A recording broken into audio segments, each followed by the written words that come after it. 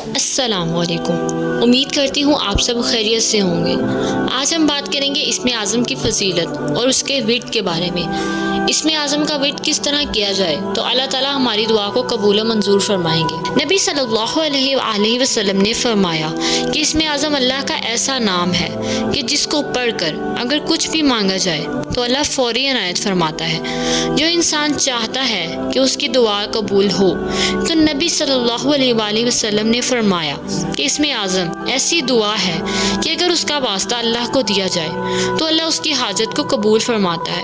نبی صلی اللہ علیہ وآلہ وسلم نے یہ بھی بتا دیا کہ اسم اعظم سورہ بقرہ میں، سورہ آل عمران میں اور سورہ طٰہٰ میں ہے۔ تو صحابیوں نے یہ اخذ کیا کہ اگر کوئی اسم اعظم کا وظیفہ کرنا چاہتا ہے تو وہ پڑھا کریں: بسم اللہ الرحمن الرحیم، الف لام میم، اللہ لا الہ الا هو الحی القیوم، یا واحد یا ذوالجلال والاکرام۔ جو بندہ 313 بار اسم اعظم کا وظیفہ کر کے اللہ تعالیٰ سے جو بھی دعا کرتا ہے تو کسی بھی کام کے لیے دعا کرے گا تو انشاءاللہ تعالیٰ اس کی دعا قبول ہوگی۔